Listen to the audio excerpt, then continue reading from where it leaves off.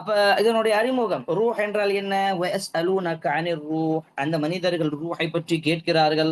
குலிர் ரூஹு மின் அம்ரி ரப்பி, அது அல்லாஹ்வுடைய கட்டுப்பாட்டில் தான் இருக்கிறது. அவனுடைய கட்டளை மீறி அந்த எந்த செயல் செய்ய முடியாது. அந்த ரூஹ் முன்னாடி செல்ல முடியாது. அப்ப அந்த ரூஹ் அல்லாஹ்வுடைய கட்டுப்பாட்டில் இருக்கிறது என்று சொல்லி அந்த விஷயத்தை நம்ம பார்த்தோம்.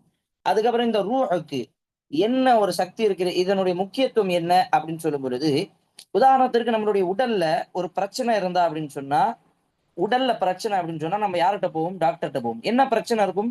உடல்ல சக்தி குறைவா இருக்கும். அல்லது உடல்ல ஏதாவது ஒரு நமக்கு ஒரு நோய் வந்திருக்கும். ஏதாவது ஒரு பாதிப்பு வந்திருக்கும்.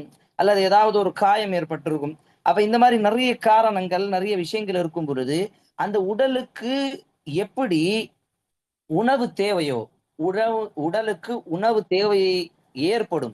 அந்த உணவின் மூலமாக தான் அந்த உடல் ஆரோக்கியமாக இருக்கும். அதே போல தான் இந்த உடலுக்கு ஆன்மாவும் தேவை. எப்படி இந்த உடலுக்கு ஆன்மா தேவையோ, எப்படி இந்த உடலுக்கு உணவு தேவையோ, அதே போன்று அந்த ஆன்மாவுக்கும், அந்த ரூஹுக்கும் உணவு தேவை. அந்த ரூஹ் தான் என்ன? அல்லாஹ் சுப்ஹானஹு வ தஆலா கூறுகின்றான் பாருங்க. சூரத்துல் இஸ்ரா அதே 16வது அத்தியாயத்துல, "இன்ன ஹாதல் குர்ஆன யஹ்தி லில்லதி ஹிய அக்வம்." அல்லாஹ் சொல்கின்றான், நிச்சயமாக ஹாதல் குர்ஆன், இந்த திருக்குர்ஆன், இந்த அல்லாஹ்வுடைய வேதம், இந்த திருமறை குர்ஆன் இருக்கிறது அல்லவா? யஹ்தி லில்லதி, இது என்ன பண்ணுகிறது அப்படின்னு சொன்னா, மனிதர்களை நேர்வழி செலுத்துகிறது, நேர்வழியை காட்டுகிறது. லில்லதி ஹிய அக்வம், அந்த சமூகத்துக்கு ஒரு நேர்வழியை காட்டுகிறது. அப்போ ஒரு ஆன்மாவுக்கு, ஒரு ரூஹுக்கு, உங்களுடைய உள்ளத்துக்கு, உடலுடைய உள்ளத்துக்கு என்ன தேவை? ஒரு ஆன்மாவுக்கு, ரூஹுக்கு என்ன தேவை?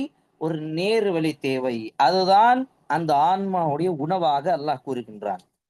சரியா? அப்ப அந்த ஆன்மாவுடைய முக்கியத்துவம் என்ன? நம்ம பார்த்தோம், உடல்ல அந்த ஆன்மா இல்லை, அந்த ரூஹ் இல்லை என்று சொன்னால், அந்த உடல் எதுவும் லாயக்கு இல்ல. அத நாம பெத்தவங்களா இருந்தாலும் சரி, நம்மளுடைய பிள்ளைகளாக இருந்தாலும் சரி, நம்ம என்ன செஞ்சுர்றோம்? அத புதைச்சுர்றோம். ஏன்? அந்த உடல்ல ஆன்மா கிடையாது. ஒரு உயிரற்ற ஒரு உடல். அப்ப எப்படி நம்ம கண்டுபிடிச்சோம்? அது கூட உயிர் இல்ல அப்படின்னு சொல்லி, அதுல ரூஹ் இல்ல. மூச்சு வாங்கக்கூடிய அந்த தன்மை எப்போது இருக்கும்? அவர்களுக்கு ஆன்மா இருந்தால் தான், அவர்களுடைய உள்ளத்தில் அந்த ரூஹ் இருந்தால் தான் அது இருக்கும். அப்ப ரூஹ் சம்பந்தமாக நிறைய விஷயங்களை பார்க்கும் பொழுது, நீங்க பாருங்க, அல்லாஹ்வின் தூதர் முஹம்மது நபி ஸல்லல்லாஹு அலைஹி வஸல்லம் சொன்னாங்க, சஹீஹான ஹதீஸ்ல வரக்கூடிய சஹீஹான ஹதீஸ், ஒரு தாயுடைய கருவுல, ஒரு தாயுடைய வயிற்றுல ஒரு பிள்ளை உருவாகும் பொழுது, ஒரு பிள்ளை உருவாகும் பொழுது, அவன் ஆண் பிள்ளையா? பெண் பிள்ளையா? அவன் நல்லவனா? கெட்டவனா? அவனுடைய அ ரிஸ்க் எங்க இருக்கிறது? இந்த விஷயங்களும், கடைசியாக 4வது விஷயம், அவன் எந்த இடத்தில் மரணிப்பான். இது எல்லா விஷயங்களும் சேர்த்துதான் அந்த தாயுடைய வயிற்றில், அந்த உள்ளார இருக்கக்கூடிய, அந்த கருவுல உள்ளார இருக்கக்கூடிய சிறிய உடல், அந்த பிள்ளையுடைய உடலுக்கு ரூஹ் மலக்குமார்கள் செல்லுகிறார்கள், போடுகிறார்கள். அந்த ரூஹ போடும் பொழுது இந்த 4 விஷயங்களும் எழுதுறாங்க. என்ன விஷயங்கள் சொல்லுங்க பாப்போம்? முதலாவது, அந்த மனிதன் நல்லவனா? கெட்டவனா? ஆண் பிள்ளையா? பெண் பிள்ளையா? இந்த மாரி நல்லவனா? கெட்டவனா? என்று பார்க்கக்கூடியது அல்லாஹ் சுப்ஹானஹு வ தஆலா அந்த மலக்குமார்களிடம் அப்போதே எழுத சொல்வான். இவர்கள் நல்லவர்களா? கெட்டவர்களா? அப்போதே அல்லாஹ் அதை எழுதி விடுவான் மலக்குமார்கள் மூலமாக. அதே போன்று அந்த மனிதன், அவனுடைய ரிஸ்க் என்னவாக இருக்கும்? அவன் என்ன சாப்பிடுவான்? எங்கே சாப்பிடுவான்? எவ்வளவு சாப்பிடுவான்? எல்லா விஷயமும் அதில் எழுதப்பட்டிருக்கிறது. அப்ப இந்த விஷயங்கள் மீது நமக்கு உறுதியாக நம்பிக்கை இருக்க வேண்டும். நான் எவ்வளோ கஷ்டப்பட்டு ஒரு ஹோட்டலுக்கு போவோம். ஃபேமிலியோட ஹோட்டல்ல போய் சாப்பிடணும்னு ஆசைப்படுவோம். இன்னைக்கு லீவு, சண்டே, சரி ஹோட்டல்ல போய் சாப்பிடுவோம் அப்படின்னு. திடீர்னு பார்த்தா ஒரு எமர்ஜென்சி. திடீர்னு பார்த்தா அந்த ஹோட்டல்ல சாப்பாடு இல்ல. திடீர்னு பார்த்தா நமக்கு ஏதோ ஒரு காரணமாக அந்த ஹோட்டலுக்கு போக முடியல. திடீர்னு பார்த்தா டிராபிக். அப்ப பல காரணங்கள் மூலமாக நாம் அடையக்கூடிய அந்த இலக்கை, நாங்க ஆசைப்படக்கூடிய அந்த ஹோட்டல்ல நாம எங்க சாப்பிடணும்னு ஆசைப்பட்டிருப்போமோ, அந்த ஒரு எண்ணம் வச்சு போயிருப்போமோ, அந்த இடத்துல நம்ம போக முடியாம இருக்கலாம். அப்ப என்ன காரணம்? அல்லாஹ்வுடைய நாட்டம் எதில் இருக்கிறதோ, அது அவர்களுக்கு கிடைக்கும். அப்ப ஒரு ஒரு மனிதனுடைய உள்ளத்தில் போடும் பொழுது, உடலில் போடும் பொழுது, மலக்குமார்கள் என்ன செய்வாங்க? அவன் நல்லவனா? கெட்டவனா? இது எழுதிட்டு, அவன் எந்த இடத்தில் அவனுக்கு ரிஸ்க் குடுக்கப்படும்? என்ன ரிஸ்கோ கொடுக்கப்படும், இதெல்லாம் மலக்குமார்கள் எழுதிடுவாங்க. கடைசியில என்ன எழுதுவாங்க? அவனுடைய மரணம் எப்போது இருக்கும்? அவனுக்கு மரணம் எப்போது கிடைக்கும்? இதுவும் மலக்குமார்கள் அவன் இன்னும் வெளிய வரல. தாயுடைய வயிற்றிலிருந்து வெளிய வந்து இந்த உலகத்தையே பார்க்கல அவன். ஆனாலும் அவனுடைய ரூஹ் போடும்பொழுது மலக்குமார்கள் இதை எழுதிடுவாங்க. என்ன எழுதிடுவாங்க? இவன் நல்லவனா? கெட்டவனா? எங்க சாப்பிடுவான்? எங்க தண்ணி குடிப்பான்? அதுக்கப்புறம் கடைசியா அவன் எங்க மரணிப்பான்? அப்ப மனிதனுடைய முழு லைஃபு ல் வெளிய வர்றதுக்கு முன்னாடியே அவனுடைய ரூஹ போடும்பொழுது எழுதப்படும். இப்ப யோசிச்சு பாருங்க. இப்ப நாம இவ்ளோ பிளானிங் போடுவோம். என்னைக்காவது நம்மளுடைய பிளானிங்ல சரி இன்னைக்கு இந்த ட்ரிப்பு போறோம். இந்த ஊருக்கு போறோம். கேரளா போறோம். காஷ்மீர் போறோம். இந்த மாரி தில்லிக்கு போறோம். இந்த உத்தராகண்ட் போறோம். மும்பைக்கு போறோம். பாண்டிச்சேரி போறோம். இவ்ளோ பிளானிங் போட்டு கடைசியா அந்த பிளானிங்க சக்சஸ் பண்றதுக்கு, அந்த பிளானிங்க நல்ல ஒரு முயற்சி எடுத்து அதை முடிவு கொண்டு வர்றதுக்காக, என்னைக்காவது அந்த பிளானிங்ல நம்ம மரணம் அப்படின்னு ஒரு பிளானிங் ஆட் பண்ணியிருப்போமா? இதுக்கு மத்தியில எனக்கு எப்பயாவது மரணம் வந்துருச்சுன்னா என்ன நடக்கும்? அந்த பிளானிங்கோடு எல்லா பிளானிங்கும் நம்ம பண்றோமா அப்படின்னு கேட்டா கண்டிப்பா கிடையாது. கேட்கக்கூடிய நம்ம எல்லோருக்கும், நானும், நீங்களும் எல்லோருக்கும் தான் இந்த ஒரு ஒரு ஒரு செய்தி. என்ன செய்தி? நாம பிளானிங் செய்யும் பொழுது, மற்ற விஷயங்களை பற்றி யோசிக்கும் பொழுது, என்னைக்காவது நம்மளுடைய பிளானிங்ல என்னுடைய மரணம் அந்த பிளானிங் நான் இப்போது மரணித்து விட்டால் அப்ப என்ன செய்வீங்க? என்ன செய்யறது? அதுக்கு அடுத்த பிளானிங் என்ன? இதெல்லாம் நமக்கு தெரியாது இல்லையா? ஏன்னா அந்த பிளானிங் நம்ம வந்து போடுறதே கிடையாது. ஆனா, ஒரு மனிதன் இறையடியானாக இருந்தால், அல்லாஹ்வை நம்பி இருந்தால், அவன் எங்க இருந்தாலும் சரி, எந்த சஃபருக்கு போனாலும் சரி, அவனுடைய பிளானிங்ல ஒரு பிளானிங் நான் மறுபடியும் வராமல் இருந்து விட்டால், எனக்கு மரணம் வந்து விட்டால், அப்படின்னு அந்த ஒரு பிளானிங்க போட்டுட்டு தான் இந்த சஹாபாக்களே வெளியில செல்வாங்க. வீட்டுக்கு வெளியில போவாங்க. ஒரு போருக்கு போகும்பொழுது, ஒரு பிரயாணத்துக்கு போகும்பொழுது, அல்லது ஊரை விட்டு வெளியூருக்கு போகும்பொழுது, இந்த மாரி எந்த இடத்துக்கு சென்னாலும் சென்று விட்டாலும் அவர்கள் மரணம் வந்துவிடும். அதனால தான் நீங்க பாருங்க, பல ஹதீஸ்கள பல வரலாற்று புத்தகங்கள்ல, நான் இந்த பிரயாணத்துக்கு செல்லுகிறேன். என்னுடைய நாங்க போகும்பொழுது, ஏதாவது எனக்கு ஆபத்து வந்து விட்டால், மரணித்து விட்டால், என்னுடைய மனைவிக்கு இந்த இந்த சொத்த குடுத்துடணும். அல்லது இந்த இந்த கடன வந்து நியமிச்சிரணும் குடுத்தரணும். அல்லது என்னுடைய பிள்ளைகளுக்கு இந்த இந்த விஷயங்கள சொல்லிக் குடுத்தரணும். அல்லது அந்த அனாதை பிள்ளைய வளர்த்தரணும். அப்படின்னு வசியத்து செய்வாங்க. மரணிப்பதற்கு முன்பாக செய்வோம் இல்லையா வசியத். அந்த வசியத்த செஞ்சுக்கிட்டு தான் போவாங்களாம். அப்ப யோசிச்சு பாருங்க எந்த அளவுக்கு அவங்களுடைய பிளானிங் இருக்கும். ஆனா இந்த பிளானிங் நம்மகிட்ட இருக்குதா அப்படின்னு கேட்டா கிடையாது. அப்ப இந்த மாரி இருக்கும் பொழுது, எப்படி நம்மளுடைய உள்ளத்துக்கு அந்த உணவு கிடைக்கும்? நம்மளுடைய உள்ளத்துக்கு, ஆன்மாக்கு, நம்மளுடைய ரூஹுக்கு உணவு இந்த குர்ஆன் மூலமாக தான், இந்த நேர்வழியின் மூலமாக தான் கிடைக்கும் அப்படின்னு குர்ஆன் சொல்லுகிறது. அதுக்கு அடுத்த வசனம் பாருங்க. அல்லாஹ் சொல்லுகின்றான். சரி. ரூஹ் சம்மந்தமா சில விஷயங்களை பார்த்தோம். இது முதல் விஷயம் என்ன பார்த்தோம்? குர்ஆன் சம்மந்தமா. இதுக்கு அப்படியே கடைசியா 2வது விஷயம் நம்ம கடைசியில பார்ப்போம். ஏன்னா, அதுதான் ஸ்டார்ட்டிங், லாஸ்ட் அத வச்சு தான் நம்ப ஆ ஆட் பண்ணணும். அத வச்சு தான் நம்ம புரிய வைக்கணும். ரூஹ்க்கு கிஸா ரூஹுடைய உணவு என்ன அப்படின்னு சொல்லி. முதல் குர்ஆன பார்த்தோமா? அதுக்கப்புறம் நம்மளுடைய 2வது டாபிக் வந்து என்னவா இருந்துச்சு அப்படின்னு சொன்னா, நம்மளுடைய தொழுகையில எப்படி வந்து குஷூ வர்றது? குஷூ அப்படின்னு சொன்னா, உள்ளச்சத்தோடு தொழுவது. எல்லாருக்கும் ஸ்கிரீன் தெரியுது இல்லையா?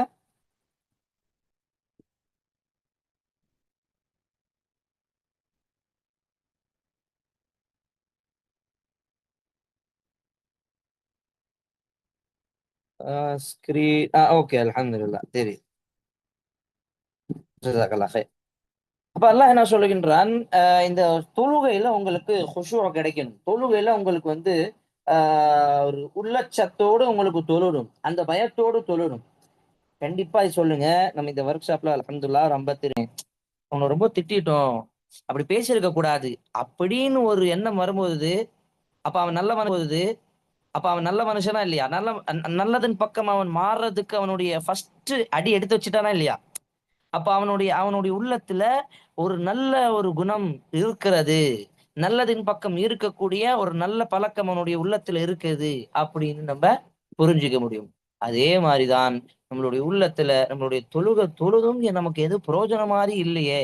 நம்ம தொழுகை இவ்வளவு தொழுகை தொழுதும் நமக்கு இந்த தொழுகையில ஏதாவது ஒரு நன்மை கிடைக்க மாட்டேங்கிற மாதிரி தெரியலையே. இப்ப இந்த மாதிரி கேள்விகள்லாம் இருக்குதுல்ல. அப்ப என்ன அர்த்தம் அப்படின்னு சொன்னா, நமக்கு உள்ளத்துல ஈமானு கொஞ்ச நாச்சும் உயிரோடு இருக்குது. அது துடிச்சுக்கிட்டு உயிரோடு இருக்குது. அதனாலதான் இந்த கேள்வி எழும்பி இருக்குது. பாருங்க, இந்த உலகத்தில் வாழக்கூடிய 200 கோடி முஸ்லிம்கள், சுமார் 200 கோடி முஸ்லிம்கள். நம்ம இந்த இந்தியால மட்டுமே 20 கோடி முஸ்லிம்கள். நினைச்சு பாருங்க, இந்த 20 கோடி முஸ்லிம்கள் 200 கோடி முஸ்லிம்களுக்கெல்லாம் இந்த கேள்வி வருவான். எல்லாருக்கும் இந்த கேள்வி வருதா? இந்த கேள்வி வந்துச்சு அப்படின்னா எல்லாருக்கும் அந்த ஈமான் உயிரோடு இருக்குதுன்னு அர்த்தம். அவங்களுடைய உள்ளத்துக்கு, அவங்களுடைய ரூஹுக்கு, ஆன்மாவுக்கு உணவு கொஞ்ச நாச்சும் கிடைச்சுக்கிட்டு இருக்குது அப்படின்னு அர்த்தம். கேள்வி எழுப்பப்படலனாதான் நம்ம கவலைப்படணும். ஒருத்தவன் தப்பு செஞ்சுக்கிட்டே இருக்கான், அந்த தப்ப உணரவே மாட்டிக்கிறான் அப்படின்னு சொன்னா அப்பதான் நம்ம கவலைப்படணும். தப்புன்னு தெரியுது, ஆனா உணரவும் செய்யறான். அத திருப்பி செய்ய மாட்டேன், இத எப்படியாச்சும் சரி பண்ணணும் அப்படின்னு இருக்கிறான் பாருங்க. அப்ப அவன் ஒரு ஒரு சான்ஸ் இருக்குது அவன் நல்லது பக்கம் வர்றதுக்கு. அதே மாரிதான் நம்மளுடைய நிலைமை. நம்ம தொழுகையில நல்ல ஈடுபாடா இல்லாம தொழுறோம். நமக்கு தொழுறோம், ஆனா அந்த தொழுகை மூலமாக நமக்கு திருப்தி கிடைக்கல அப்படின்னா என்ன அர்த்தம்? நம்ம அது பக்கம் வரணும்னு ஆசைப்படுறோம். இதுதான் அல்லாஹ் நமக்கு குடுத்த ஈமான். அந்த ஈமான் கொஞ்சம் அதிகமாகும், கொஞ்சம் கம்மியாகும். அல் ஈமானு பிஸியாதத்தி யஸீது வ யன்குஸ். அது அதிகமாவும் ஆகும், அது கம்மியாவும் ஆகும். சஹாபாக்களுக்கு எப்படி இருந்துச்சு பாருங்களேன். எப்படி அல்லாஹ் சுப்ஹானஹு வ தஆலா சூரத்து தௌபா 50வது அத்தியாயத்துல சொல்றான் பாருங்க. "வைதா மா உன்சில சூரத்துன் அ ஃபமின்ஹும் யகூலு அய்யுக்கும் ஸாதத்து ஹாதிஹி ஈமானா." அல்லாஹ் சொல்லுகின்றான், இந்த சில வசனங்கள், சில சூறாக்கள் இறங்கின பிறகு சஹாபாக்கள் ஒருத்தருக்கு ஒருத்தர் கேட்பாங்களாம், ஐயுக்கும் ஜாதத்து ஹாதிஹி ஈமானா. இதன் மூலமாக, இந்த சூறாவின் மூலமாக யார் யாருடைய ஈமான் அதிகரித்தது? அந்த சஹாபாக்கள் ஒருத்தர் ஒருத்தர் கேட்பாங்களாம். அப்ப அதே கேள்விதானே நமக்கும் வருது. அப்ப என்ன அர்த்தம்? அப்ப அந்த ஈமான் கொஞ்ச நாச்சும் நம்மளுடைய உள்ளத்துல உயிரோடு இருக்குது. அல்ஹம்துலில்லாஹ். ஆனா முழுமையா உயிரோடு இல்ல. ஐசியூல இருக்கிற மாரி இருக்குது. கொஞ்சம் உயிர் போயிட்டு, போயிட்டு வந்துட்டு இருக்கு. அவ்வளவுதான். ஐசியூல இருக்கிற மாரி இருக்குது. இப்ப ஃபுல்லா அதுக்கு உயிர் கிடைக்கணும். நல்ல ஒரு உணவு குடுத்து, அத நல்ல ஒரு என்ன சொல்றது? அ ரொம்ப ஒரு ஹெல்த்தியான ஒரு ஆன்மாவா ஆக்கணும், ரூஹா ஆக்கணும் அப்படின்னு சொன்னா, அப்ப அதுக்கு நேர் வழி தொழுகையில அந்த ஒரு உள்ளச்சத்தோடு, தக்வாவோடு தொழணும். இந்த கேள்வி நமக்கு வந்தா, அந்த கேள்விக்கு பதில் குர்ஆனிலே அல்லாஹ் சொல்லுகின்றான். என்ன கேள்வி? தொழுகையில எனக்கு எவ்வளோ தொழுதாலும் அந்த ஒரு எண்ணம் வரமாட்டேங்குது. அ அதே மாரி எனக்கு தொழுதாலும் எனக்கு என்ன சொல்றது? நெறைய பாவங்கள் செய்ற மாரி எண்ணம் வருது. தொழுதாலும் எனக்கு உள்ளத்துல ராஹத் கிடைக்க மாட்டேங்குது. எல்லா கேள்விகளுக்கும் பதில் அல்லாஹ்வே சொல்லுகின்றான். "கத் அஃப்லஹ மன் தஸக்கா வ ذكر اسم ربه فصلى பல் து'சிரூனல் ஹயாத்தத் துன்யா வல் ஆখিরাতু கைரும் வ அப்கா இன்ன ஹாதா லஃபி ஸ்ஸுஹுஃபில் ஊலா." அல்லாஹ் என்ன சொல்றான்? சூரத்துல் ஆலா அல்லாஹ் சொல்லக்கூடிய வார்த்தையை கவனிங்க.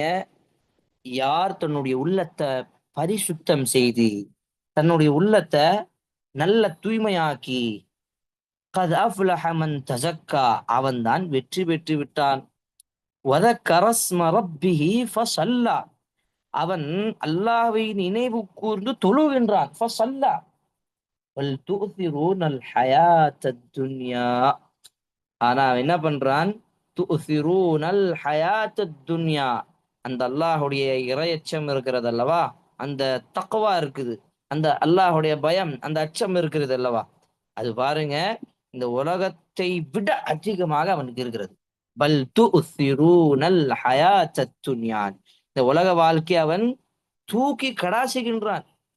ஹயாத்தத் துன்யா, இந்த உலக வாழ்க்கையை விட அவன் அதிகமாக அந்த தொழுகைக்கு அவன் அந்த அல்லாஹ்வுடைய பயத்துக்காக, அல்லாஹ்வுக்காக முக்கியத்துவம் கொடுக்கின்றான். ஏன் அப்படின்னு சொன்னா, பல் து'திரூனல் ஹயாத்தத் துன்யா வல் ஆখিরাতু கைரும் வ அப்கா. ஏன் அப்படின்னு சொன்னா, அவன் எத ஆசைப்படுறானோ அந்த மறுமை இருக்குது பாருங்க. கைரும் வ அப்கா, அது நிரந்தரமானது, அது சிறந்தது அப்படின்னு அல்லாஹ்வே சொல்றான். இததான் பதில் இருக்குது. நம்ப யோசிச்சு பாருங்க, என்னைக்காவது நம்ம தொழுகையில அல்லாஹ் எனக்கு நான் கேட்ட துஆவ கபூல் செய்யணும். அதுக்காக தொழுறோமா? அல்லாஹ் என்னுடைய கஷ்டங்கள நீக்கணும். இதுக்காக தொழுறோமா? அல்லாஹ் என்னுடைய துஆவ கபூல் செய்யணும். அல்லாஹ் எனக்கு பிரச்சனை தீர்த்து வைக்கணும். அல்லாஹ் எனக்கு நான் ஆசைப்படுறதெல்லாம் எனக்கு குடுக்கணும். அல்லது கம்மி பட்சம் அல்லாஹ் எனக்கு எல்லாமே குடுத்தானே! இதுக்கு நன்றி செலுத்துவதற்கு அல்லாஹ்வுக்கு உதவி செய்வதற்காக நாங்க தொழுறோமா? எனக்கும் உங்களுக்கும் இந்த தொழுகையுடைய நிலைப்பாடு எப்படி இருக்குது அப்படின்னு சொன்னா, ஏதோ ஒரு கடமை. அந்த டைம் டூ டைம் எக்சர்சைஸ் போயிட்டு வந்து ஜாக்கிங் போயிட்டு, டைம் டூ டைம் வேலைக்கு வேலைக்கு இந்த உலகத்திலே அலைஞ்சுட்டு இருப்பாங்க பாருங்க. அதே மாரி தான் ஒரு பழக்கமாக்கிட்டோம். டைம் டூ டைம் போய் தொழுதுட்டு வந்துரணும். ஆனா எதுக்காக தொழுறோம்? எனக்கே தெரியல. சரி தொழுதோமே, ஃபர்ஸ்ட் ரக்காத்துல என்ன படிச்சாங்க இமாம்? ஞாபகம் இல்லையேப்பா. 2வது ரக்காத்துல என்ன படிச்சாங்க? தெரியலையே. இமாம் ஏதாச்சும் தப்பு செஞ்சாங்களா? அதெல்லாம் யாருக்கு நெனப்புப்பா. அப்ப நமக்கு வந்து நம்ம என்ன சூறா படிச்சோம் தெரியல. நம்ம என்ன வசனம் படிச்சோம் தெரியல. நம்ம என்ன துஆ கேட்கிறோம்னு தெரியல. நம்ம எதுக்காக தொழுறோம்னு தெரியல. அப்ப நம்மளுடைய தொழுகையுடைய நோக்கமே அந்த தொழுகையில இல்லையே. அப்ப எப்படி நமக்கு அந்த தொழுகையில ராஹத் கிடைக்கும் சொல்லுங்க? எப்படி நமக்கு தொழுகையின் மூலமாக அந்த வெற்றி கிடைக்கும் சொல்லுங்க? எப்படி இந்த தொழுகையின் மூலமாக நமக்கு சொர்க்கம் கிடைக்கும் சொல்லுங்க? அப்போ தொழுகையில குஷூ வேணும், இறையச்சம் வேணும் அப்படின்னு சொன்னா, இந்த தொழுகை அல்லாஹ்வுக்காக தொழுகின்றேன். அந்த நியத்தோட தொழுங்க பாப்போம். கண்டிப்பா அந்த ராஹத் கிடைக்கும். சஹாபாக்கள், தாபீன்கள்லாம் வரலாற்று வருது. சியரு அலாமின் நுபலா.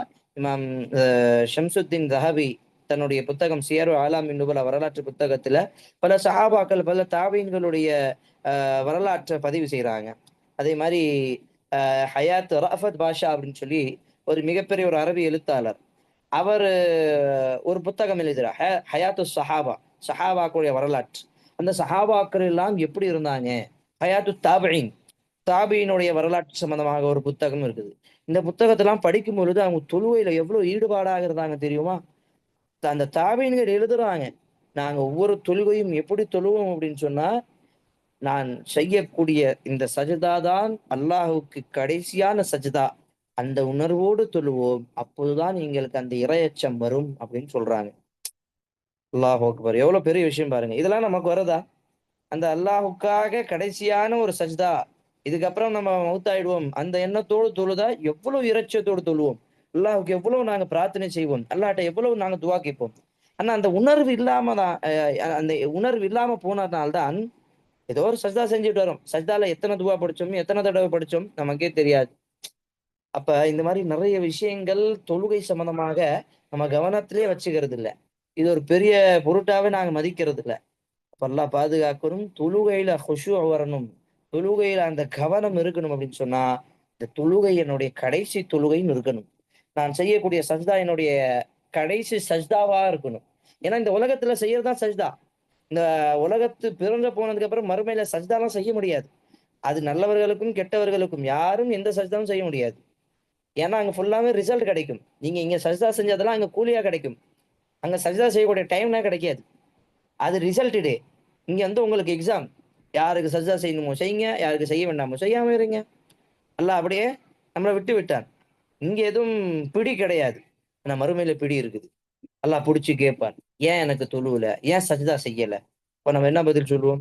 இந்த உலகத்துல சாதாரணமா மனுஷங்கள பதில் சொல்ற மாரி தூங்கிட்டேன், மறந்துட்டேன், பிஸியா இருந்துட்டேன், வியாபாரத்துல இருந்தேன், ஒரு ட்ரெயின்ல போயிட்டு இருந்தேன், பஸ்ல போயிட்டு இருந்தேன், தொழுவணும்னு நெனச்சேன். ஆனா அசதியில அப்படியே படுத்துட்டேன். இப்ப இந்த மாரி பல காரணங்கள் நம்ம மத்தவங்களுக்கு சொல்லலாம். நமக்கே சொல்லிக்கலாம். அல்லாஹ்ட்ட சொல்ல முடியுமா? அல்லாஹ் சொல்றான், அந்த உணர்வோடு தொழுதா உங்களுக்கு என்ன கிடைக்கும் தெரியுமா? "இன்ன ஸலாத்த தன்ஹா அனில் ஃபஹ்ஷாஇ வல் முன்கர்." இங்க பாருங்க சூரத்துல் அன்கபூத். இங்க இருக்கக்கூடிய வசனம் 29வது அத்தியாயத்துல அல்லாஹ் சொல்றான், "அனில் ஃபஹ்ஷாஇ வல் முன்கர்." இந்த தொழுகை என்ன செய்யும் தெரியுமா? உங்கள மானக்கேடான விஷயங்களிலிருந்து, தீய குணத்திலிருந்து, தீய விஷயங்களிலிருந்து உங்களை பாதுகாக்கும். அது உங்களை தடுக்கும். தன்ஹா. அது உங்கள தடுக்கும். செய்யக்கூடாதுப்பா. அல்லாஹ் நினைவு பண்ற, அல்லாஹ் வந்து நினைவு வைக்கிற, அல்லாஹ் தொழுற, அல்லாஹ்ட்ட பேசுற. அப்ப அல்லாஹ் சொல்லாத விஷயங்கள நான் செய்ற, நீ செய்ற. அல்லாஹ் தடுத்த விஷயங்கள செய்ற. அல்லாஹ் எப்படி உன்ன நேசிப்பான்? அப்படின்னு உள்ளத்துல இருக்க அந்த அந்த ரூஹ் இருக்கு பாருங்க. அது வெளிய வந்து சொல்லும். ஏன்பா இந்த மாதிரிலாம் தப்பு செய்யற?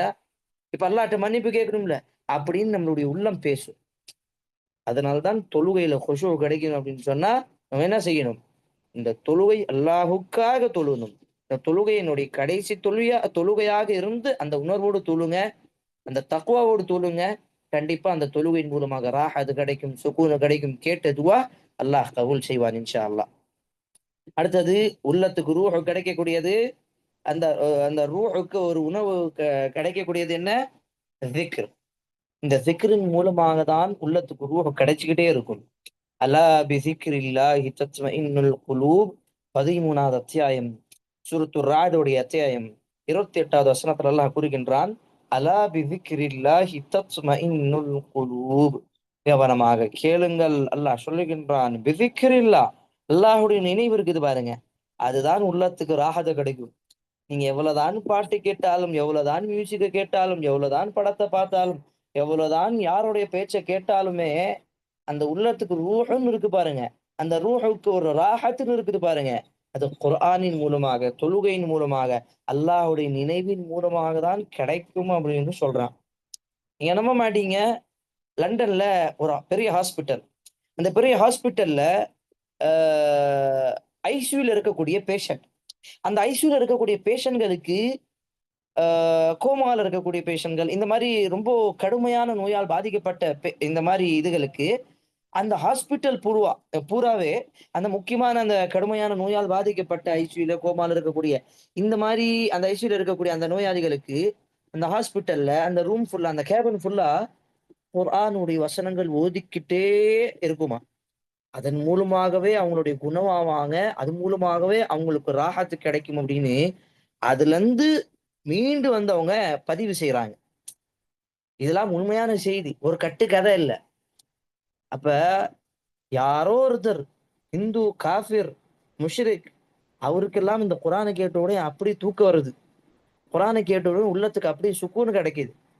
ஆனா நமக்கு இந்த பாட்ட போட்டா தான் தூக்கம் வருது. அந்த படத்த பார்த்தா தான் நமக்கு தூக்கம் வருது. அல்லாஹ் அக்பர். இப்ப அல்லாஹ்வுடைய திக்ர் இல்லாம இந்த உள்ளத்துக்கு ராஹத் கிடைக்காது. இந்த உள்ளத்துக்கு உணவு, இந்த ஆன்மாவுக்கு உணவு கிடைக்காது. நாம் அதிகமா அல்லாஹ்வை நினைவு செய்ய வேண்டும். அடுத்தது என்ன? பாவங்களிலிருந்து தூரமாக இருக்கணும். நீங்க நல்லதும் செய்றீங்க, கெட்டதும் செய்றீங்க அப்டின்னா என்ன ஆகும்? யோசிச்சு பாருங்க. நீங்க ஒரு பக்கம் நல்ல சாப்பாடும் சாப்பிடுறீங்க. ஒரு பக்கம் குப்பைய சாப்பிட்டுட்டு இருக்கீங்க. வயிறு வீணா போகுமா? போகாதா? எதுவும் இல்ல. ஒரு பால் இருக்குது. அந்த பால்ல கலக்கக்கூடிய அந்த சீனியோ ஏதோ போடுறோம். அதே குப்பையில போடக்கூடிய ஒரு அசிங்கத்த எடுத்து அந்த பால்ல போடுறோம். பாலாவும் இருக்குது, குப்பையாவும் இருக்குது. அப்ப அது நல்லா இருக்குமா அந்த பாலு? அதே மாரி தான் உள்ளத்துடைய உணவும். நீங்க இந்த பக்கம் பாட்ட கேட்டுறீங்க. அந்த பக்கம் குரானும் கேட்கிறீங்க. இந்த பக்கம் தொழுகவும் செய்றீங்க. அந்த பக்கம் ஹராமான விஷயங்களும் செய்றீங்க. இந்த பக்கம் அல்லாஹ்வ நினைவும் படுத்துறீங்க. அந்த பக்கம் விபச்சாரம், ஹராம், ப தவறான காரியம், அந்நிய பெண்களுடன் பேசுறது, ஹராமு, ஷிர்க்கு, பொய் பேசுறது, புறம் பேசுறது, கோல் முட்டுறது, பெருமை, பொறாமை இந்த மாரி பல பொ அ தவறு, தீமை, பாவம் நம்மளுடைய உள்ளத்துல அப்படியே குப்பையா கிடக்குது. அப்ப எப்படி உள்ளம் சுத்தமாகும்? உள்ளம் சுத்தமாகும்னா, உள்ளத்துல இருக்கக்கூடிய குப்பைய வெளிய தூக்கணும். அந்த குப்பை தான் இந்த பாவம். ஒரு முறை நீங்க பாவத்திலிருந்து மீண்டு வந்துட்டீங்க பாருங்க. அல்லாஹ் தூதர் முஹம்மது நபி சொல்றாங்க, அவன் தான் சிறந்த மனிதன். எல்லா மனிதர்களும் பாவம் செய்வாங்க. ஆனா, அந்த பாவத்திலிருந்து மீண்டு வரான் பாருங்க. இனிமே நான் நல்லது செய்வேன் அப்படின்னு ஒரு முயற்சி எடுக்கிறான் பாருங்க. அவன்தான் சிறந்த மனிதன். வகைருல் கத்தாயின தவ்வாபுன். தௌபா செய்யக்கூடியவன் தான் சிறந்த மனிதன் அப்படின்னு அல்லாஹ்வின் தூதர் சொல்றாங்க. அல்லாஹ் சுப்ஹானஹு வ தஆலாவும் திருமறை குர்ஆன்ல சொல்றார். அப்போ உள்ளத்துல இருக்கக்கூடிய அந்த குப்பைகள, அந்த கச்ராக்கள வெளியே அகற்றினால்தான் அந்த உள்ளம் சுத்தமாகும். நீங்க ஒரு பக்கம் பாலும் போட்டுட்டு, இன்னொரு பக்கம் விஷமும் போட்டீங்கன்னா, பால் சுத்தம்னு சொல்லுவோமா? அது உணவு கிடையாது. அது உள்ளத்த கொல்லக்கூடிய ஒரு விஷம். அதே மாரி தான் இந்த பாவமும். நீங்க எவ்வளவுதான் நல்லது செஞ்சாலும், இந்த பாவத்த வச்சுக்கிட்டு நீங்க அந்த ராஹத், அந்த சுக்கூன எதிர்பார்க்க முடியாது. அப்ப இதுக்கு நீங்க என்ன செய்யணும்? அதிகமா நீங்க தௌபா இஸ்திக்ஃபார் செய்யணும். அதிகமா என்ன செய்யணும்? பாவ மன்னிப்பு கேட்கணும். அல்லாஹ்ட்ட மன்னிப்பு கேட்டுட்டே இருக்கணும். இதுலருந்து என்ன ஆகும் அப்படின்னு சொன்னா, உள்ளம் சுத்தமாயிடும். எப்படி ஆயிடும் அப்படின்னு சொன்னா, அத்தாயிபு மின தம்பி கமல்லா தம்பலஹு.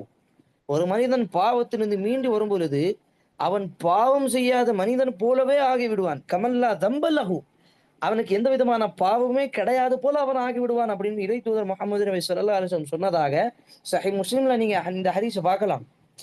அப்போ உள்ளத்துல குப்பைகளை அகற்றி பாவத்திலிருந்து தூரமாக இருந்து அதிலிருந்து பாவ மன்னிப்பு கேட்டால்தான் வல்லாஹு யுஹிப்புல் முஹ்சினீன். சூரத்துல் ஆல் இம்ரான் 3வது அத்தியாயத்தில் அல்லாஹ் கூறுகின்றான், இப்படிப்பட்ட நல்ல மனிதர்களை அல்லாஹ் நேசிக்கின்றான். அல்லாஹ் என்னை நேசிக்க ஆரம்பித்தால் உலகத்துல யார் என்னை வெறுத்தாலும் சரி, அல்லாஹ் எனக்கு நேசித்தது போதும். அவனே எனக்கு அருட்கொடை கொடுத்த போதும். அவனே எனக்கு எல்லா ராகத்தையும் சுக்குனையும் கொடுப்பதற்கு போதும். அவனே எனக்கு எல்லா அருட்கொடையும் கொடுத்து விடுவார். இந்த மனிதன் நேசிக்கணும், அந்த மனிதன் நேசிக்கணும். இந்த ஒரு எதிர்பார்ப்பே நமக்கு தேவையில்ல. அல்லாஹ் நேசிச்சால் போதுமே! அததான் அல்லாஹ் சொல்றான். நீங்க பாவ மன்னிப்பு கேட்கிறீங்களா? நான் உங்கள நேசிக்கிறேன் அப்படின்னு அல்லாஹ்வே சொல்லுகின்றான். பாவ மன்னிப்பு கேட்பதற்கு பிறகு ஒரு சிறந்த ஒரு உள்ளத்த சுத்தப்படுத்துறதுக்கு, உள்ளத்துடைய உணவாக இருக்கிறதுக்கு என்ன அப்படின்னு சொன்னா, நல்ல அமல்கள் நெறைய செய்யணும். அதுக்கு முக்கியமாக தர்மம் செய்யணும். எவ்வளவு நெறைய தர்மம் செய்வோமோ, அவ்வளவு நெறைய நன்மைகள் செய்வோமோ, அவ்வளவு நெறைய நம்மளுடைய உள்ளத்துக்கு சாப்பாடு கிடைச்சுக்கிட்டே இருக்குற மாரி. அந்த நன்மை கிடைச்சுக்கிட்டே இருக்கும். அப்ப அந்த சாப்பாடு என்ன? நம்ம உன்னுடைய உள்ளத்துக்கு, நம்மளுடைய ஒ ரூஹுக்கு, நம்மளுடைய ஆன்மாவுக்கு உணவு கிஸா என்ன? இந்த நல்ல அமல்கள் தான். அதனால தான் அல்லாஹ் சொல்லுகின்றான், யா அய்யுஹல்லதீன ஆமனூ அன்ஃபிகு மின் தய்யிபாத்தி மா கஸபுத்தும். அல்லாஹ் உங்களுக்கு குடுத்ததிலிருந்து, தூய்மையானவற்றிலிருந்து நீங்க என்ன செய்யுங்க? எத நீங்க சம்பாதிச்சீங்களோ அதிலிருந்து, எது சுத்தமா இருக்குதோ அதிலிருந்து அன்ஃபிகு, அல்லாஹ்வுடைய பாதையில செலவு செய்யுங்க. நம்ம யோசிக்கிறோம். நம்மகிட்ட இருக்கிறதே ரூ. 1000 ரூ. 10,000 இத வச்சுக்கிட்டு எத்தன பேருக்கு என்ன குடுக்க முடியும்? நீங்க நல்லா கவனிச்சு பாருங்க. நோட் பண்ணி பாருங்க. அல்லாஹ் இங்க என்ன சொல்றான்? உங்களுக்கு குடுத்ததிலிருந்து செலவு செய்யுங்கள். அல்லாஹ் இங்க வந்து என்ன சொல்லல, அல்லாஹ் உங்களுக்கு எப்ப குடுப்பானோ, எப்ப அதிகமா காசு வருமோ அப்ப குடுங்கன்னு சொல்லவே இல்ல. எவ்வளவு இருக்கோ அதிலிருந்து செலவு செய்யுங்க. ஒரு ரூ. 100 இருக்கு. ரூ. 10 குடுக்க மனசு வராதா நமக்கு? அ ஒரு ரூ. 1000 இருக்குது. ஒரு ரூ. 100 ஒரு மாசம் யாராவது ஒருத்தவங்களுக்கு உணவு குடுக்க, வாங்கி குடுக்கறதுக்கு நமக்கு உள்ளம் தோணாதா? தோணல அப்படின்னா, நம்மளுடைய உள்ளத்துல ஈமான் செத்து போயிடுச்சுன்னு அர்த்தம். நமக்கு தோணுது, நம்மளுடைய தர்மம் செய்யணும், நல்ல அமல் செய்யணும் அப்படின்னு உள்ளம் தூண்டிக்கிட்டே இருக்குதுன்னா, அந்த உயிர் கொஞ்சம் துடிச்சுக்கிட்டே இருக்குது. அந்த உள்ளத்துல, இந்த ஆன்மால உயிர் இருக்குது, ஈமான் இருக்குது, அதுக்கு உணவு கிடைக்குது அப்படின்னு அர்த்தம். இப்ப நெறைய நல்ல நல்ல அமல்களை செஞ்சாதான் அந்த சொர்க்கத்துக்கே செல்ல முடியும் அப்படின்னு இறை தூதர் முகமது நபி ஸல்லல்லாஹு அலைஹி வஸல்லம் சொல்றாங்க. ஏன்னா, இன்னொரு ஹதீஸ்ல சொல்றாங்க, நாளை மறுமையில ஒரு மனிதனுடைய நன்மைகள், தீமைகள் எடை போடப்படும். அந்த நன்மைகள்ல அதிகமாக கனமாக இருக்கக்கூடிய நன்மை என்ன தெரியுமா? அவனுடைய நல்ல அமல்கள். நல்ல அமல்கள் எது? அவனுடைய நல்ல பண்புகள், அவனுடைய நல்ல ஒழுக்கங்கள். இது 2வது. 1வது 2 விஷயங்கள் அந்த நன்மைகள் கனமாக இருக்கும். 1வது தான் தக்வா, இறையச்சம், அல்லாஹ்வ பயப்படுவது. எவ்வளவு நம்ம அல்லாஹ்வ பயப்படுவோமோ, அந்த இடத்துல மறுமை நாள்ல நம்மளுடைய நன்மைகள் அவ்வளவு அதிகமா இருக்கும். 2வது எவ்வளவு அதிகமா நாங்க நல்ல ஒழுக்கத்துல இருப்போமோ, மத்தவங்கள பார்த்து சிரிக்கிறது, தான தர்மங்களை செய்வது, மத்தவங்களுக்கு உதவி செய்வது, மத்தவங்களுக்கு நல்ல வார்த்தையில பேசுறது, மத்தவங்களுக்கு ஏதாவது ஒரு கஷ்டத்துல உதவி செய்வது, அவங்களுடைய பாவங்கள, அவங்களுடைய குற்றங்கள மன்னிக்கிறது, அவங்களுடைய தீமைகள, அவங்களுடைய குறைகள மறைப்பது. இப்ப இது மாரி விஷயங்கள, நல்ல விஷயங்கள, நல்ல பழக்கவழக்கங்கள நம்ம மேற்கொண்டிருந்தா என்ன ஆகும்? அந்த நன்மைகள் இன்னும் கனமாயிடுமா? அதனால என்ன கிடைக்கும்? அல்லாஹ் சொல்வான். இதுக்கப்புறம் என்ன? சொர்க்கத்துக்கு போகலாம். மாஷா அல்லாஹ், அல்ஹம்துலில்லாஹ். இந்த சொர்க்கத்துக்கு போக யார் ஆசைப்பட மாட்டாங்க? ஆனா அதெல்லாம் இந்த உலகத்துல சின்ன சின்ன அமல்கள் செஞ்சாதான் நமக்கு கிடைக்கும். ஆனா இது எல்லாமே கிடைக்கணும்னா என்ன தெரியுமா வேணும்? இது எல்லாமே கிடைக்கணும். நல்ல அமல் செய்யணும். இப்ப மேலலாம் பார்த்தோம் இல்லையா? என்ன பார்த்தோம் நம்ப? தௌபா செய்யணும், இஸ்திக்பார் செய்யணும், நல்ல அமல் செய்யணும், தர்மம் செய்யணும். அதுக்கப்புறம் பாவத்திலிருந்து விலகி இருக்கணும், திக்ர் செய்யணும், துவா செய்யணும், தொழுகையில இருக்கணும், இந்த குர்ஆன படிக்கணும். எல்லாமே பார்த்தோம் பாருங்க. எல்லாத்துக்கும் ஒரு அடிவேராக இருக்கக்கூடியது என்ன தெரியுமா? நல்ல மனிதர்களை தேர்வு செய்வது, நல்ல நண்பர்களை தேர்வு செய்வது. ஏன் அப்படின்னு சொன்னா, ஒரு மனிதன் பாவத்தை செஞ்சுக்கிட்டு பக்கத்துல இருக்கக்கூடிய மனிதர்களும் பாவத்திலே இருக்கிறாங்க, அவன பாவத்தை தான் தூண்டிக்கிட்டு இருக்காங்க அப்படின்னு சொன்னா, அல்லாஹ் அவனுக்கு கொடுக்கக்கூடிய மிகப்பெரிய தண்டனை. ஏன் அப்படின்னா அவனை மீண்டு வராம இருக்கிறதுக்கே அல்லாஹ் அவனை பண்ணிட்டான் பாருங்க. அல்லாஹ்வின் பக்கம் வரக்கூடிய மக்கள் அவன் கூட இல்ல. "எப்பா இது தப்புப்பா, இப்படி எல்லாம் செய்யாதப்பா, இந்த மாதிரி சிகரெட் குடிக்கிற, இந்த மாதிரி ஹராமான விஷயங்கள் செய்யற, அந்நிய ஆண்கிட்ட பேசுற, அந்நிய பெண்ணிட்ட பேசுற, இந்த மாதிரி பழக்க வழக்கங்கள்ல இருக்கிற, இந்த மாதிரி பொய் சொல்ற, ரொம்ப நிறைய கெட்ட வார்த்தை பேசுற, இந்த மாதிரிலாம் தப்புப்பா" அப்படின்னு சொல்லக்கூடியவங்க அவங்களுடைய வாழ்க்கையில யாராவது இருக்காங்க அப்படின்னு சொன்னா, முதல்ல அல்லாஹ்வுக்கு நன்றி செலுத்துங்க. முதல்ல அல்லாஹ்வுக்கு நீங்க நன்றி செலுத்தணும்.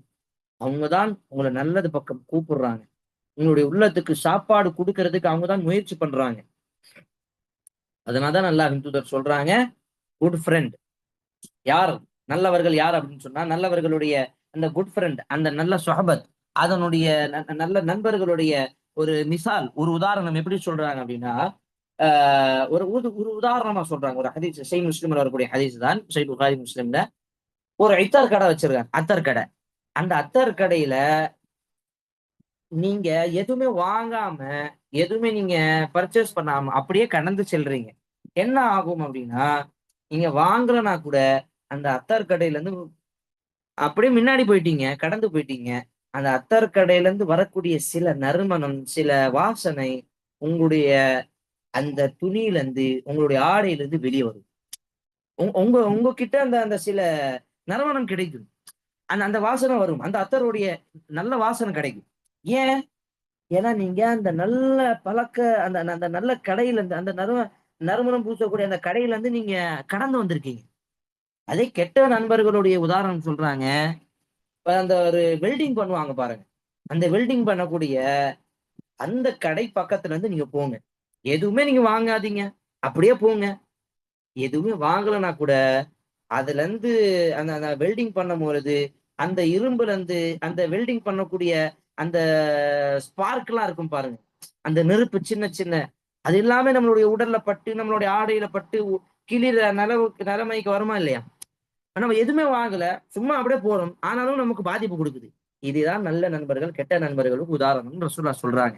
நீங்க அவங்க கூட நல்லவங்க கூட இருந்தீங்கன்னா, நீங்க எந்த கெட்டது செஞ்சாலும், அந்த நல்லவங்க கூட இருந்து இருந்து பாருங்க. அவங்க கிட்ட இருந்து வரக்கூடிய நல்ல பழக்கம் உங்கள அறியாமலே உங்ககிட்ட வந்துரும். இல்லப்பா எது சொன்னாலும் அவரு எப்பயுமே உண்மைய பேசுறாரு. அவர்ட்ட அந்த அந்த விஷயத்த கத்துக்கணும்ப்பா. எனக்கும் அந்த ஆசை இருக்குது. அப்படின்னு அந்த ஆசை அப்பதான் வரும். இல்லப்பா எவ்வளோ அவர பத்தி என்ன சொன்னாலும் சரி, அவர் தொழுகையில எப்பயுமே கரெக்ட்டா இருப்பாரு. ஃபஜர் கரெக்ட்டா போயிருவாரு. ஜமாத் விடாம தொழுவாரு. அவர பார்க்கும்போதெல்லாம் எனக்கு அப்படியே ஆசையா வரும். அப்படின்னு அந்த நமக்குள்ளாரயே அந்த ஆசைய தூண்டி விட்டுருவாரு. அவர் நம்மள தொழுகைக்கு வாங்க அப்படின்னு கூப்பிடாம இருந்தாலே, நம்ம உள்ளமே தானா சொல்லும். இப்போ உன் கூட தான் இருக்காரு. அவரு தொழுகைக்கு போறாரு. நீ போக மாட்டீவியா? உன் கூட தான் ஸ்கூல்ல படிக்கிறாங்க, காலேஜ்ல படிக்கிறாங்க. உன் கூட தான் ஃப்ரெண்ட்ஸ் ஆனாங்க. அவரு பாரு எவ்வளோ நல்லா படிக்கிறாரு. அவரு பாரு எவ்வளோ நல்லா குரான் படிக்கிறாரு. உனக்கு ஏன் குரான படிக்க வரல? அந்த ஆசை அப்பதான் வரும். என்னுடைய நண்பன், என்னுடைய தோழி அவன் எப்படி குரான் படிக்கிறான்? நானும் குரான படிப்பேன். அப்பதான் அந்த ஆசை வரும். அந்த ஆசை தூண்டக்கூடியது தான் அந்த நல்ல மனிதன், அந்த நல்ல நண்பர்களுடைய அதுதான் அந்த அந்த விஷயம் தான் முக்கியம். நல்ல நண்பர்கள தானே அது முடியும். கூட இருக்கக்கூடிய எல்லாமே ஒரு பெரிய ரவுடி மாரி, பெரிய ஒரு தாதா மாரி, இந்த மாரி கெட்ட பழக்கங்கள் செய்ற மாரி, கெட்ட பாவங்களே நன்மையின் பக்கம் வராத மாரி இருந்தாங்க அப்படின்னு சொன்னா, நம்ம எவ்வளவுதான் பாவத்த செஞ்சாலும், மீண்டு வராத அளவுக்கு அல்லாஹ் நம்மள தண்டனை குடுத்து, அந்த கெட்ட நண்பர்களுக்கு குடுத்துட்டான் பாருங்க. அதுதான் முதல் தண்டனையே நமக்கு. தௌபா செய்யக்கூடிய வாய்ப்பு கூட அல்லாஹ் நமக்கு குடுக்க மாட்டேங்கிறான். அதுக்கு என்ன காரணம்? நம்ம தான் அத விட்டு வெளிய வர மாட்டேங்கிறோமே. அந்த ஹராம பேசிக்கிட்டு, அந்த புறம் பேசக்கூடிய அந்த பெண்களோட தான் நம்ம இருக்கிறோம். இல்லையா? அந்த பாவத்தை செய்யக்கூடிய அந்த மனிதர்களோடு தான் நாங்க பழக்கவழக்கங்கள வச்சுக்கிறோம். அப்ப எப்படி நமக்கு நல்லது வரும்? ஒண்ணு நம்ப அவங்கள மாத்தணும். அல்லது நம்ப அவங்கள விட்டு தூரமா இருக்கணும். அப்பதான் நம்ம நல்லதின் பக்கம் போக முடியும். இல்லையா? அப்ப நல்ல நண்பர்களை தேர்வு செய்ய வேண்டும். இதுக்காக தான் சஹாபாக்கள் நெறைய துவா செய்வாங்களாம். அப்துல்லாஹ் இப்னு மஸ்ஊத் சொல்றாங்க, "அல்லாஹும்ம யஸ்ஸிர் லி ஜலீஸன் சாலிஹா." எனக்கு நல்ல தோழனை குடு. எனக்கு நல்ல தோழனை குடு, நல்ல நண்பரை குடு அப்படின்னு அடிக்கடி பிரார்த்தனை செய்வாங்களாம். யோசிச்சு பாருங்க எவ்வளவு முக்கியமா இருக்கும். அவர் அவ்வளவு பிரார்த்தனை செஞ்சிருப்பாரு. அப்புறம் அடுத்தபடியாக அல்லாஹ்வின் தூதர் சொன்ன ஒரு உமர் ரலியல்லாஹு அவர்கள் சொன்ன ஒரு விஷயம், தன்னை பரிசுத்தம் செய்வது. ஹாசிபு அன்புசக்கும் கபல அன் துஹாசபு. உங்களுக்கே நீங்கள் என்ன செய்யுங்க, பரிசுத்தம் செய்யுங்க. உங்களுக்கு உங்களே நீங்க என்ன செய்யுங்க, நான் என்ன நல்ல அமல் செய்யறேன், நான் என்ன கெட்ட அமல் செய்றேன், பரிசோதனை செய்வது. நீங்க உங்களுக்கு உங்களே உங்களுடைய அமல்களே நீங்க இந்த மாதிரி பரிசோதனை செய்யுங்க. எதுக்கு முன்னாடி கபல அன் துஹாசபு. அல்லாஹ் உங்களை பரிசோதனை செய்வானே, என்னப்பா நல்லது செஞ்சா, நீ என்னப்பா கெட்டது செஞ்ச. அல்லாஹ் உங்களை இந்த மாதிரி பரிசோதனை செய்வதற்கு முன்னால் உங்களுடைய அமல்களுக்கு நீங்களே பரிசோதனை செய்து கொள்ளுங்கள் அப்படின்னு உமர் ரலியல்லாஹு அவர்களுடைய மிக மஷூரான ஃபேமஸான ஒரு வார்த்தை. அப்ப நான் என்ன நல்லது செய்யறேன், நான் என்ன கெட்டது செய்யறேன், அந்த மாதிரி ஒரு லிஸ்ட் எடுத்துக்கணும். நான் இனிமே இதை செய்யக்கூடாது, இந்த நல்ல அமல் செய்யணும் அப்படின்னு ஒரு லிஸ்ட்டை போட்டுக்கணும். அப்பதான் நம்ம நல்லா மக்கள்கிட்ட எப்படி கூட இருக்கணும், கெட்ட நண்பர்கள்ட்ட எப்படி இருக்கக்கூடாது, நல்ல அமல்களை எப்படி செய்யணும் அப்படின்னு நமக்கு ஒரு ஐடியா கிடைக்கும். சரியா? அதுக்கு அடுத்தபடியாக ஆஹ் இதெல்லாம் கிடைச்ச பிறகு அல்லாஹ்வுக்கு நன்றி செலுத்துறதுக்கு நாங்கள் ஒருபொழுதும் மறந்து விடக்கூடாது. லஇன் ஷகரத்தும் லஅஸீதன்னக்கும். அல்லாஹ்வுக்கு நன்றி செலுத்தே இருந்தால் அல்ஹம்துலில்லாஹ் என்ற வார்த்தை நாவால் அடிக்கடி வந்து கொண்டே இருக்கணும். நம்முடைய உள்ளத்தால அல்லாஹ் தான் இதுக்கு காரணம் அப்படின்னு நம்மளுடைய உள்ளம் அடிக்கடி சொல்லிக் கொண்டே இருக்கணும். நம்மளுடைய உடல் முழுவதும் அல்லாஹ்வுக்கு நன்றி செலுத்துவதற்காக தான் சஜ்தாவிலே ஈடுபட வேண்டும், தொழுகையிலே ஈடுபட வேண்டும். அப்ப இப்படி நாங்கள் அல்லாஹ்வுக்கு அதிகமாக சஜ்தாவிலே, தொழுகையிலே நாங்கள் பொறுமையோடு அந்த அல்லாஹ்வுக்கு நாங்கள் நன்றி செலுத்தி விட்டால் அல்லாஹ் என்ன சொல்கிறான் அப்படின்னு சொன்னா, லஅஸீதன்னகும். நான் உங்களுக்கு என்னென்ன அருட்கொடை கொடுத்தனோ அதை விட பல மடங்கு நான் உங்களுக்கு கொடுப்பேன் அப்படின்னு அல்லாஹ் சொல்றார். இதை ட்ரை பண்ணி பாருங்களேன், நமக்கு தெரியும். நம்ம பொறுமையா இருந்து அல்லாஹ்ட்ட நல்லதே கேட்டு அல்லாஹ் கொடுத்து அதை நம்ம நன்றி செலுத்திட்டே இருந்தா கண்டிப்பா அல்லாஹ் இதை டபுள் ஆக்குவார், இதை அதிகப்படுத்துவார். ஏன்னா அல்லாஹ்வே சொல்றான், லஅஸீதன்னகும், நிச்சயமா நாங்கள் அவர்களை அதிகப்படுத்துவோம். அப்ப நம்ம ஒரு பிளான் போட்டுக்கணும். என்ன பிளான் போடணும்? நம்ம எப்பயுமே குர்ஆனை படிக்கக்கூடிய முஸ்லிமா இருக்கணும். தொழுகையில நல்ல ஈடுபாடா இருக்கணும். அதிகமா துஆவும் திக்ரும் செஞ்சுக்கிட்டே இருக்கணும். பாவத்திலிருந்து விலகி இருக்கணும். நிறைய இஸ்திக்பார் செய்யணும். அதே போன்று நல்ல நண்பர்களோடு இருக்கணும். இந்த மாதிரி ஒரு பிளான் போட்டுக்கிட்டு இருந்தீங்க அப்படின்னு சொன்னா, இந்த குர்ஆன் ஹதீஸை பின்பற்றிக்கிட்டே இருந்தால் இதுவே நம்மளுடைய உள்ளம் உயிரோடு இருக்குது, அதுக்கு உணவு ஈமான் கிடைச்சிக்கிட்டே அதிகமாகிட்டே இருக்குது அப்படின்னு அர்த்தம். ஓகேவா? அல்ஹம்துலில்லாஹ். நம்மளுடைய ஒரு சிறிய ஒர்க் ஷாப்பு, சிறிய குறைபாடுகள் இருந்தாலும் ஒரு சிறிய முயற்சியால அல்ஹம்துலில்லாஹ் நிறைவேறிவிட்டது.